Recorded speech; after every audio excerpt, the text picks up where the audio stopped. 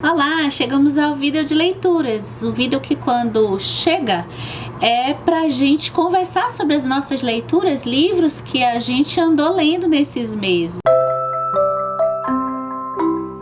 Essa é a hora que eu gosto quando você participa e deixa aqui nos comentários quais foram as leituras que você andou fazendo recentemente. Pega uma água, um chá, um café. A gente tem 12 livros, como eu coloquei no título, tá? Foram ao longo desses meses aqui e hoje nessa separação é ficção. Eu vou fazer de um jeito que eu fiz o vídeo passado, que eu achei bem divertido. Eu vou começar dos livros que eu menos gostei pro que eu mais gostei. Mas eu adianto que eu não achei nenhuma leitura ruim.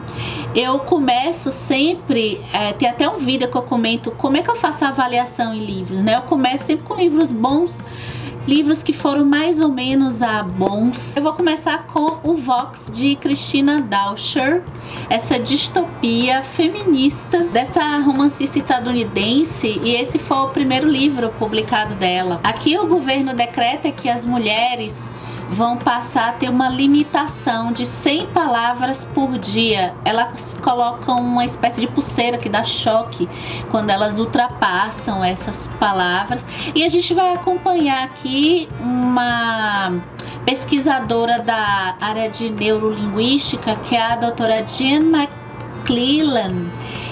Eu vou chamar sempre de doutora Jean, ok?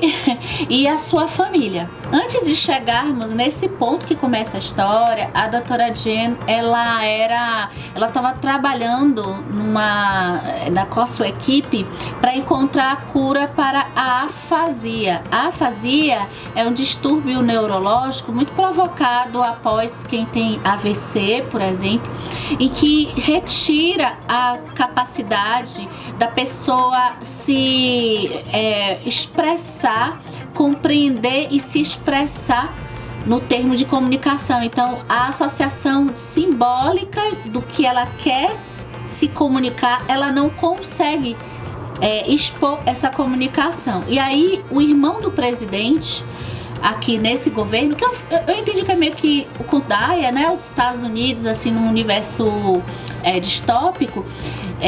O irmão do presidente tem um acidente muito grave e aí o governo vai chamar a doutora Jean para retomar a sua pesquisa. Ela vai colocar algumas imposições, né? Dentre elas, óbvio que ela vai ter que retirar a pulseira dela. Ela pede também que retire a pulseira da sua filha. Aliás, ela tem 4 filhos, ela é casada com o Patrick. O que eu mais gostei de Vox é o tema da linguagem, né? A autora, ela tem uma formação acadêmica nessa área da sociolinguística. Como que a ausência o impedimento de se comunicar, ambientes em que a sua comunicação seja podada, existe uma interferência em todas as suas relações sociais, meio que pro resto da vida. Então, o arco narrativo da filhinha dela, quando ela tira a pulseira, algumas reflexões são feitas durante essa trajetória com a sua própria família, né? A diferença de homens e de mulheres aí, até porque a religião também não é só a questão das palavras, a religião dominou muito o sistema político aqui dessa história. Eu quero voltar a recomendar 2 livros que colocam de uma forma preciosa essa questão da linguagem e do empoderamento que a comunicação, a sociabilização podem trazer, né? O primeiro é Fahrenheit 451, de Ray Bradbury. Esse livro é muito famoso, só que pouco se fala da questão da linguagem nele. Como autor, quando a gente termina a história, a gente percebe razões ainda mais complexas do porquê que esse governo aqui queria queimar os livros, né?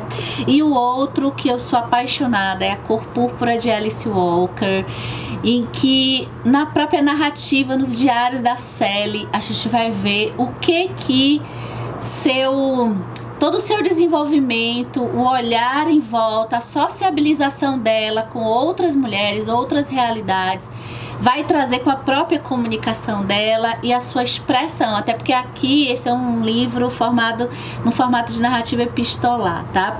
E o que eu não gostei? Eu acho que a condução me trouxe a condução da escrita dela me trouxe uma sensação de que já se estava pensando em uma adaptação audiovisual. E um outro ponto também é um romance que acontece aqui, e eu tenho muita dificuldade com alguns romances em cenários em que existe uma tensão muito grande sobre o risco da própria vida, condições básicas do ser humano. Então, personagens que estão numa situação de ultra perigo e ainda buscam um relacionamento amoroso, estão pensando em relacionamento amoroso. Eu não consigo comprar muito isso, sabe? Então esses foram os meus problemas com o Vox, mas uma leitura que eu acho que vale a pena conhecer. O próximo é um livro que eu acho que vai virar filme ou é série, Toda a Luz que Não Podemos Ver, de Anthony Doerr. Ele tá aqui há algum tempo na minha estante. Ele se passa na Segunda Guerra Mundial e a gente vai ter histórias que se cruzam aqui. A gente vai ter o cenário histórico da Alemanha e da França. A Marie-Laure, eu vou chamar Marie, ela vive próximo ao Museu de História Nacional, onde o pai trabalha. E o pai, ele é uma espécie de... É colocado como chaveiro, né? Mas ele abre fechaduras e cadeados de objetos antigos. Ele trabalha nesse museu.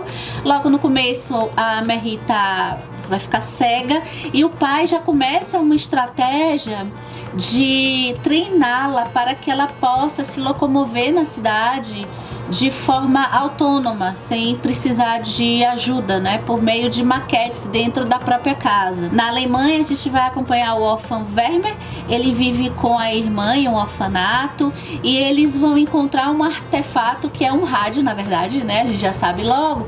E o Werner, ele vai consertar esse aparelho e eles vão conseguir ouvir notícias que estão rolando ali na Alemanha, logo antes de estourar a Segunda Guerra Mundial.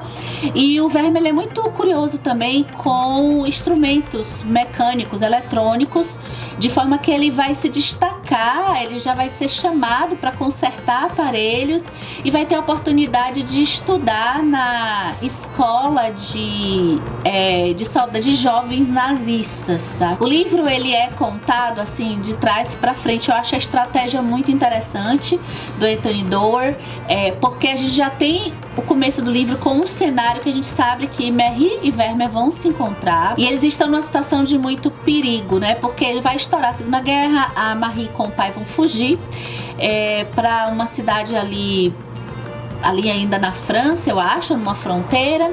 E só que o pai eles vão se desencontrar de alguma forma. E assim como a gente vai ver o destino do Werner se separando da irmã e estudando nessa academia alguns acontecimentos e a construção do pensamento dele nesse momento.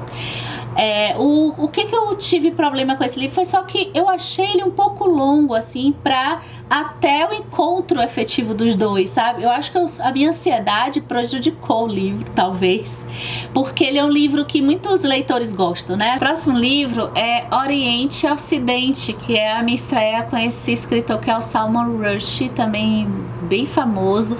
O Salman Rushdie é um ensaísta britânico, mas de origem muçulmana. Eu cheguei até o Salman Rushdie por meio do livro que apareceu aqui no Vida de Leituras de Não Ficção, chamado 21 Ideias do Fronteiras do Pensamento, que eu recomendo bastante para quem quer conhecer novos autores, novos pensadores, que me levou a um estilo de autor, tanto de ficção ou para não ficção, que tivesse uma visão mais do Oriente Médio, tá? Eu tenho buscado essas leituras, quer dizer, iniciando uma busca para essas leituras, apesar de eu ter lido pontualmente alguns.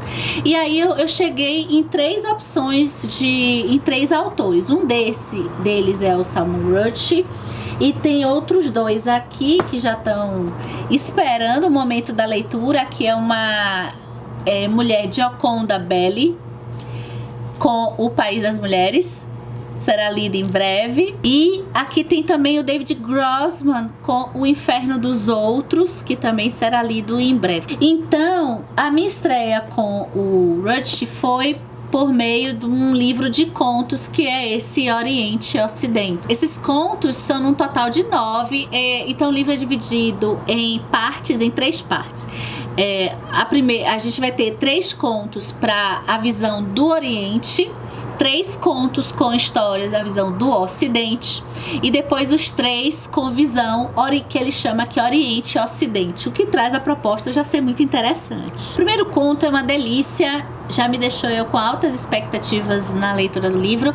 Eu acho que eu esqueci de dizer que essa leva agora são livros que eu gostei um pouquinho mais.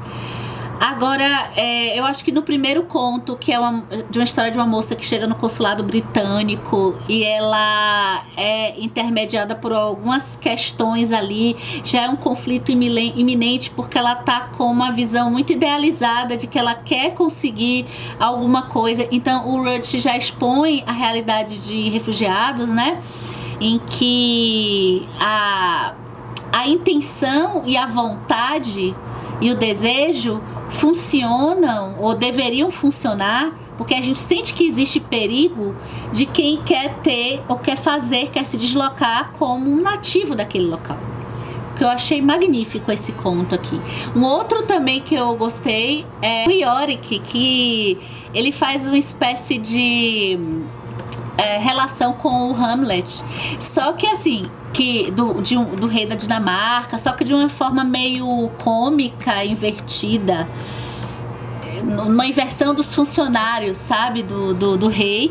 Ele inverte a lógica do Shakespeare, só que o Hamlet eu não li ainda, apesar de eu saber a história, assim, eu assisti o Rei Leão, sou apaixonada, né, então, mas assim, ele inverte a lógica da monarquia aí, o que eu achei bem interessante. E um chamado Chekhov e Zulu, que faz uma relação aí com Jornada nas Estrelas e espionagem indiana, enfim. Foi um livro inconstante, tá? Ele na verdade, poucos contos que eu gostei bastante. Os demais foram ok.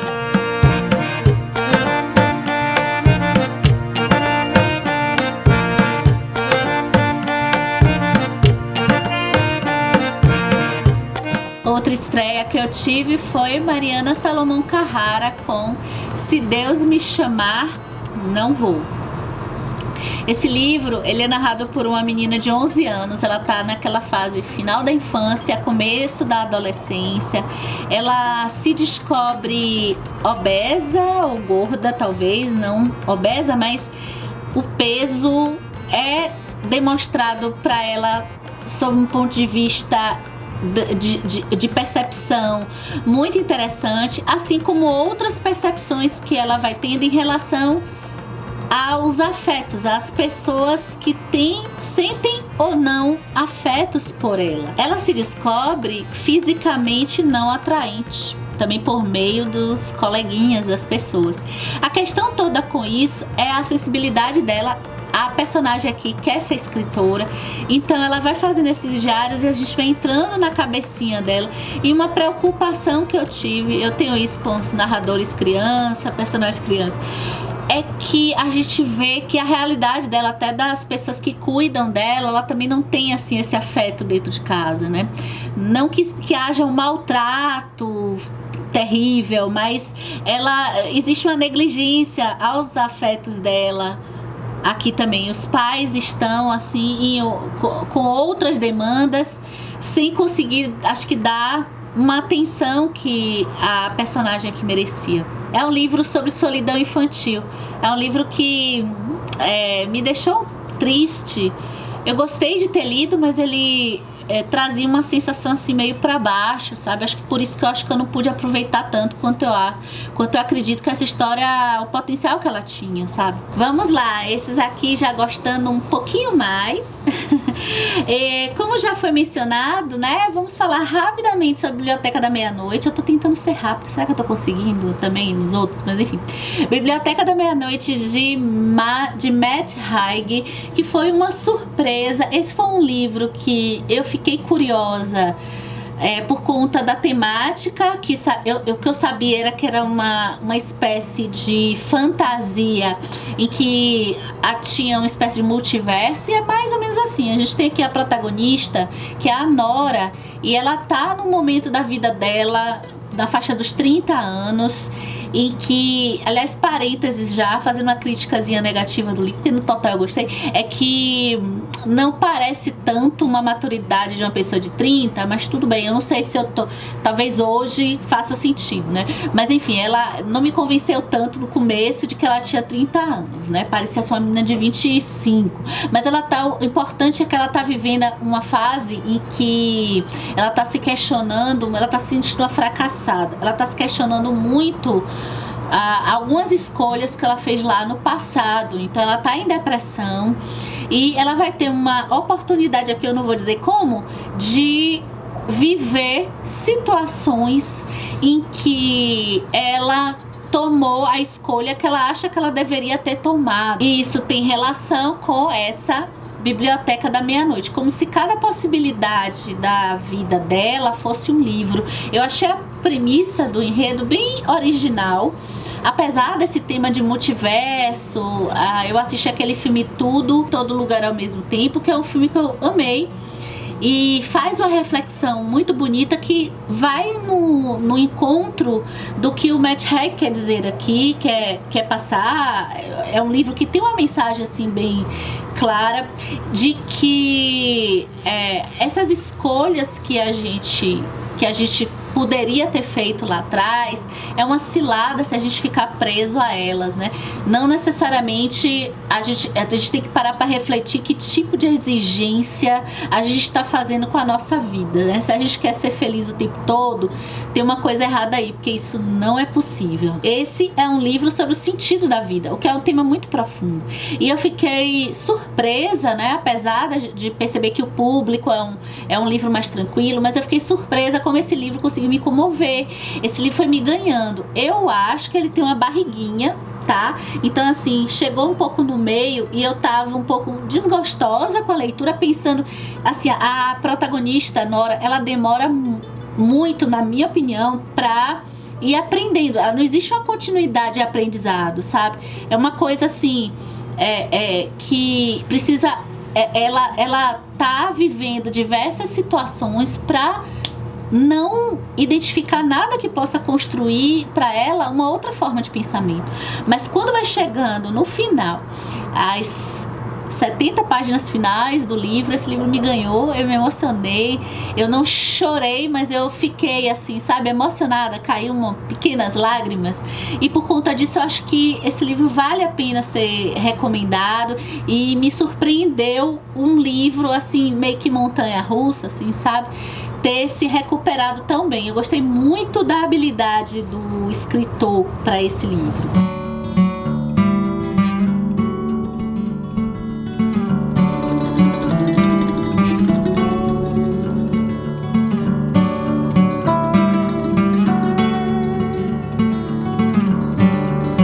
O próximo livro foi um livro que eu tive uma leitura muito complicada, mas já tá na fila dos que eu gostei mais, né? Junta aí com a Biblioteca da Meia-Noite, não estaria nesse bolo. Ele teve uma leitura complicada justamente pela dificuldade de analisar o que eu tava gostando e o que eu não tava gostando, tá?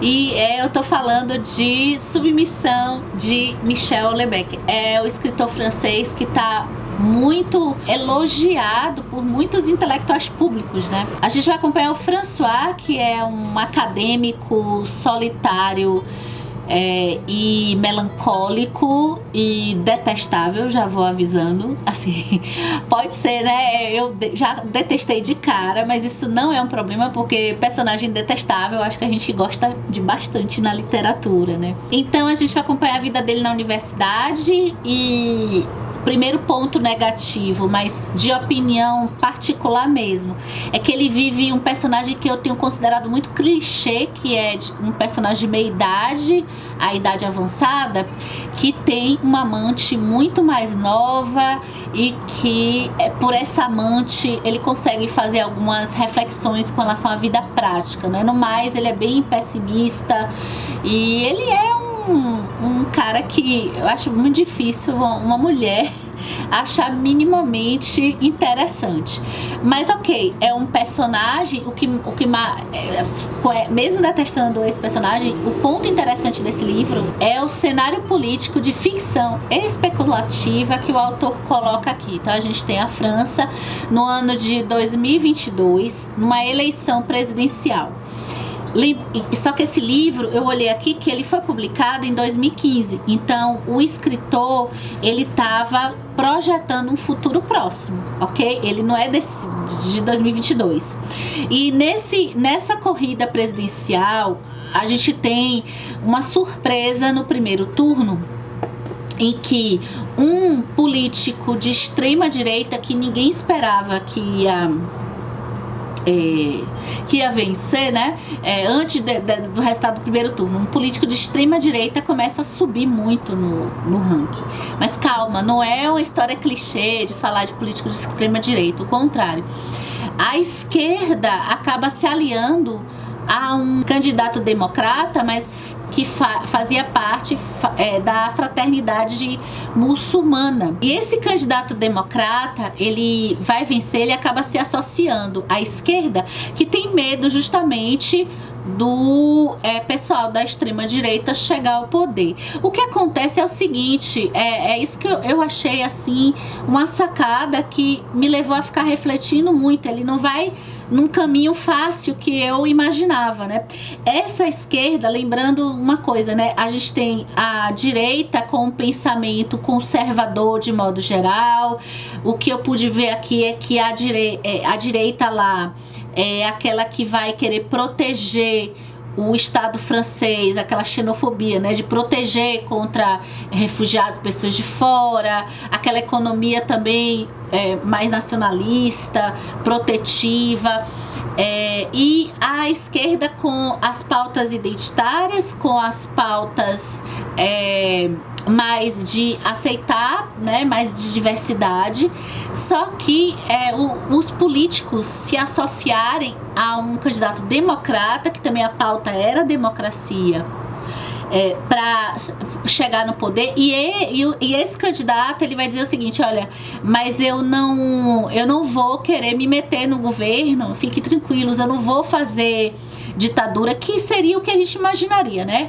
O fundamentalismo muçulmano seria fazer uma ditadura. Não, ele quer a democracia e vai fazer a democracia, só que ele só vai querer a educação. É a educação que ele diz: olha, eu só quero, quanto a todas as outras pastas, ministérios, vocês vão poder fazer todos os projetos e todos os programas de governo diante da pauta de vocês, mas eu só quero a educação. Então, a princípio, todos os políticos só querem o quê? O poder, né? O que é um cenário muito, eu acho que verossímil assim também.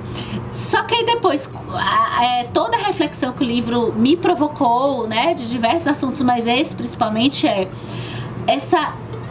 possuir a educação, e a gente vai ver no decorrer da história a repercussão de um país, e que a educação é que vai ser fundamentalista, a educação é que não vai ter democracia, a educação é que vai separar mulheres de homens. Então, os colegas do François aqui e todos os homens que na academia, na universidade, eles vão receber um valor. Aí é outra observação também, né?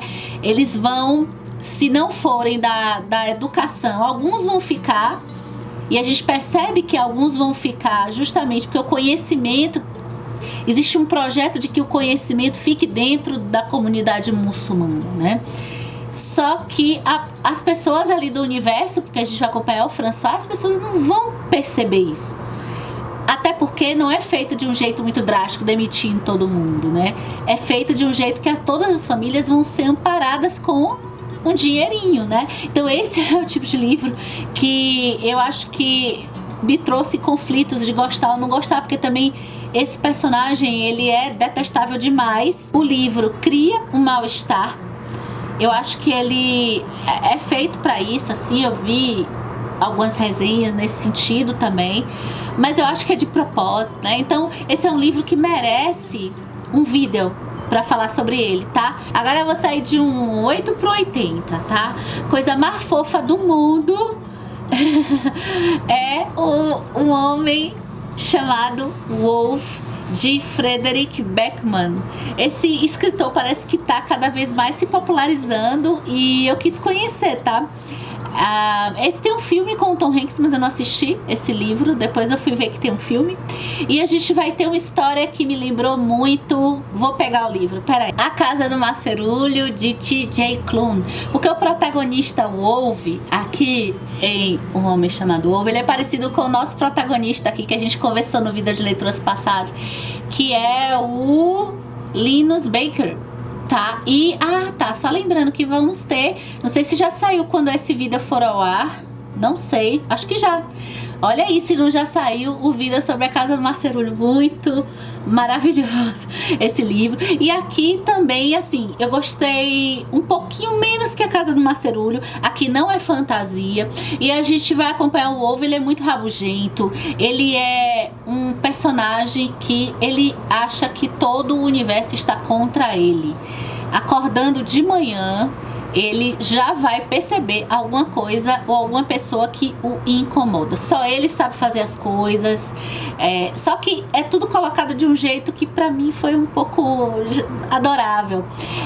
Eu acho que o Frederick Backman, a gente vai acompanhar quando chegam os vizinhos novos, um casal de vizinhos bem jovens ali lá da casa dele. E ele é bem rancoroso, ranzinza. E como que o marido, ele é assim meio bananão. E a esposa é muito receptiva, assim, sabe? Comunicativa. E como que esse aqui é um livro que fala sobre amizade, luto, afeto. O Frederick Backman, eu acho que ele consegue trazer uma sensibilidade na construção dos personagens dele e na construção dos sentimentos dos personagens dele. E aí a leitura, apesar de alguns momentos eu ficar assim querendo que a história até avançasse um pouquinho, tá? Tem alguns momentos assim um pouco repetitivos, mas o maravilhoso dele é que ele consegue juntar humor e drama.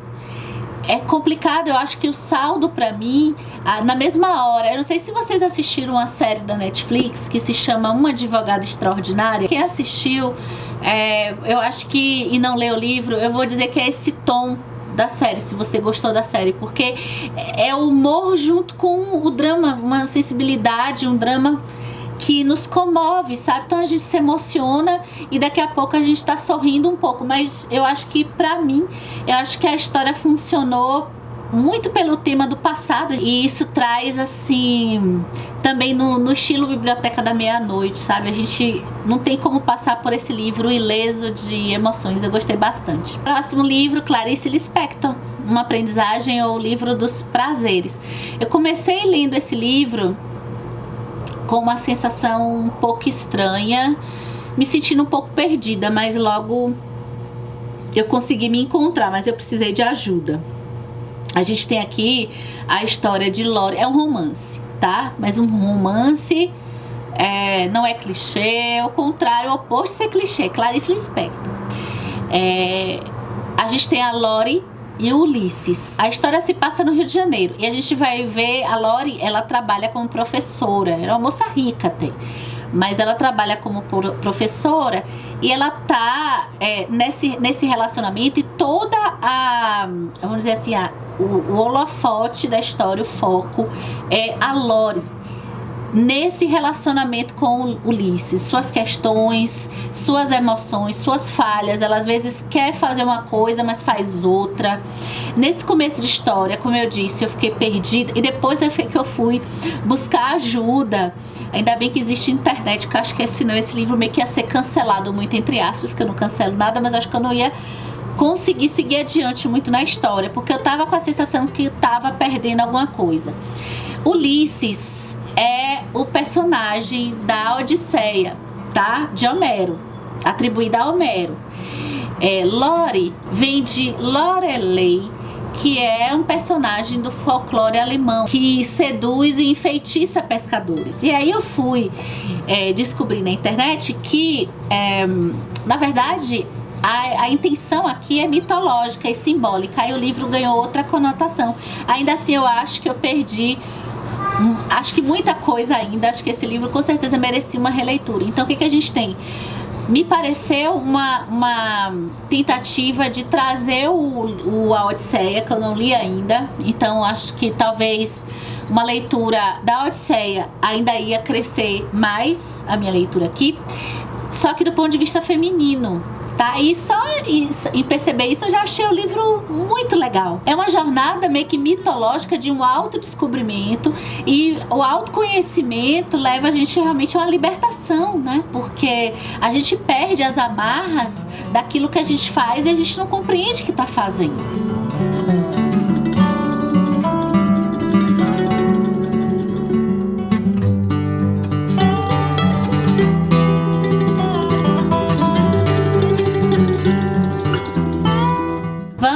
De Casas Vazias, de Brenda Navarro. Essa aqui é uma história que a gente vai acompanhar o ponto de vista de duas mulheres e suas questões com a maternidade. Uma tem uma posição boa financeiramente, a outra pobre. Uma deseja imensamente ser mãe e não é mãe. A outra, ela não deseja ser mãe e ela é mãe. A gente já começa a história com um sequestro dessa criança, filha da mãe que não queria ser mãe, né? E todas as questões dessas duas mulheres vão ser desenvolvidas aqui. E esse é um livro que a gente já tem um vídeo aqui para falar dele. Eu gostei bastante, tá? Com alguns probleminhas que eu comento lá no vídeo. Então vamos ganhar tempo falando de outros livros. E eu vou deixar o link do vídeo só para esse livro aqui por cima ou no box de descrições desse vídeo no YouTube. Agora eu quero falar de livros que eu amei, certo? Se tem problemas, são tão pequenos, né? Foram todas leituras excelentes. Eu vou começar com a peça Rei Lear de Shakespeare, e esse também tem vlog aqui, em que eu falo só do comecinho da peça, né? Então o Rei Lear foi a minha terceira entrada no mundo do Shakespeare, o que eu amei muito por conta dessa edição da editora Penguin. Eu cada vez mais sou fã da editora Penguin para alguns livros. Eu não conseguiria se não fosse ela, por causa dos textos que ajudam a gente a já ir pensando em alguns assuntos que vão se desdobrar na obra, né? O Rei Lear é uma peça que trata sobre a velhice, especialmente envelhecer sem sabedoria. O que mais me tocou profundamente são as relações de afeto. O trágico pode ser se a gente não compreende a forma de perceber quem realmente sente afeto por nós. Para curiosos e curiosas, o Rei Lear também, ele tem uma relação muito forte com a série de TV Succession, que passa no streaming você pode assistir a qualquer momento, no streaming da HBO Max, tá? O que é uma série espetacular, acho que é a melhor série que eu já vi. Não sei, eu acho que se não é a melhor, tá no top 3, tá? É uma série ultra psicanalítica, e o Rei Lear, eu acho que ele pode ser visto também sob o ponto de vista da psicologia, da filosofia especialmente, tá? A gente ainda vai conversar mais sobre ele, mas a gente já tem aqui um vlog com as ideias iniciais, como foi essa minha incursão nessa obra.